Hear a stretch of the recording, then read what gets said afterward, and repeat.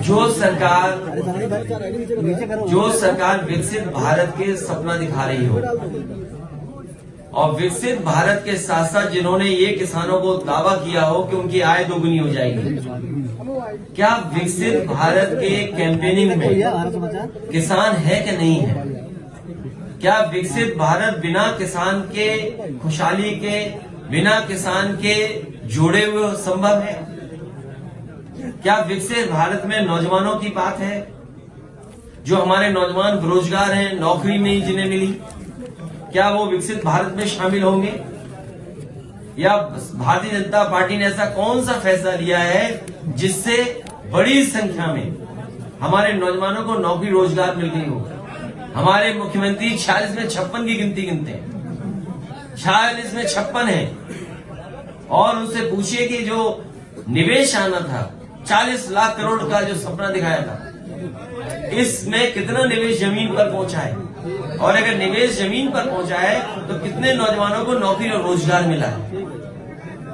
इन सवालों का जवाब भारतीय जनता पार्टी के पास नहीं है।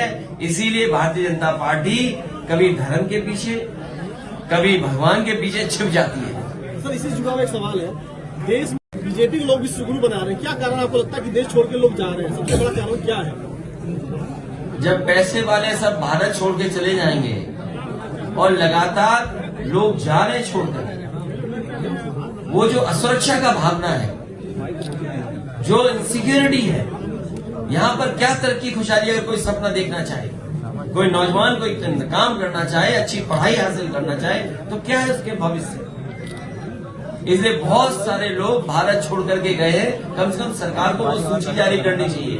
और जो छोड़ के गए हैं वो भारत से कितना पैसा लेके गए हैं? जब से बीजेपी की सरकार आई है, सबसे ज्यादा हमारा भारत के देश के जवान शहीद हुए हैं। जब से बीजेपी की 2014 की सरकार आई है, 1 लाख किसानों ने आत्महत्या की है। ये मैं नहीं कह रहा हूं, ये एनसीआरबी के आंकड़े कह रहे हैं कि जब से बीजेपी की 2014 से सरकार आई है, 1 लाख किसानों ने आत्महत्या की है। न जाने कितने बड़े पैमाने पर भारत छोड़कर के उद्योगपति चले गए। कुछ कानून के तहत गए, कुछ पैसा लेके भाग गए बैंकों का। और जिसने नोटबंदी की सरकार ने, वो सरकार बताए कि क्या उद्योगपतियों के 10 लाख करोड़ से ज्यादा पैसा माफ किया कि नहीं किया? ये सवाल बड़े हैं, इन सवालों पर चर्चा आप लोग नहीं करते हो। उत्तर प्रदेश में कहा गया था 2017